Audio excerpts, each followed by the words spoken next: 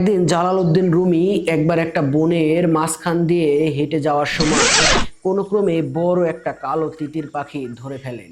রুমি যখন ভাবছেন পাখিটাকে কিভাবে খাবেন, তাকে ঝলসে খাবেন নাকি তরকারি রান্না করে খাবেন, এমন সময় পাখিটি বলে ওঠে, রুমি, তুমি তোমার জীবনে এত গোস্ত খেয়েছো, তারপরও তোমার গোস্ত খাওয়ার আকুতি এখনো কমেনি।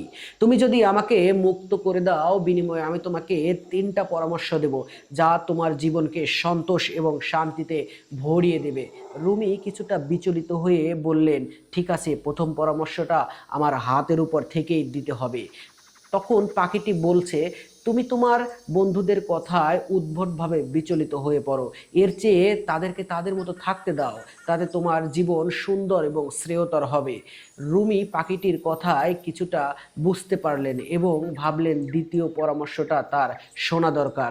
তখন পাখিটিকে বললেন, তুমি দ্বিতীয় পরামর্শটি বলো। তখন পাখিটি বলল, দ্বিতীয় পরামর্শ বলবো, ঠিক আছে, কিন্তু আমি কাছেরই একটা ডালে গিয়ে দ্বিতীয় পরামর্শটা দিতে চাই। রুমি তখন কিংকর্তব্য বিমূঢ় হয়ে পাখিটিকে ছেড়ে দেন, আর পাখিটি কাছে একটা গাছের ডালে বসে তার দ্বিতীয় পরামর্শের কথা বলে।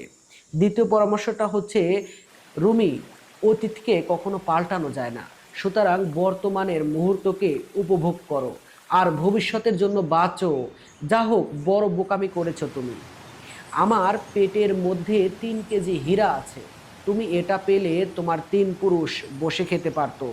সাংঘাতিক ঘাবড়ে গিয়ে রুমি ছুটলেন তিতিরের পিছনে। তিতির তখন উড়তে উড়তে রুমিকে আবারও বলছে, আমার ওজন 2 কেজির বেশি হওয়ার কথা না, সেখানে আমার পেটে 3 কেজি হীরা। এই কথাটা শুনে তুমি আমার পিছে যেভাবে নিয়েছো, এটা তুমি মোটেও ঠিক করনি।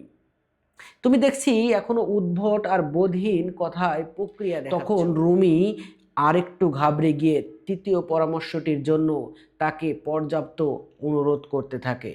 তখন পাখিটি তৃতীয় পরামর্শ বলে, শোনো রুমি, সবাইকে উপদেশ দিতে যেও না, শুধু তাদেরকে উপদেশ দাও যারা সেটা শুনবে, মনে রাখবে। মনে রেখো, কিছু কাপড় এত জীর্ণ হয়ে যায় যা আর কখনো সেলাই করা যায় না। ধন্যবাদ, আমাদের সাথেই থাকুন, টপিক বাজের সাথেই থাকুন।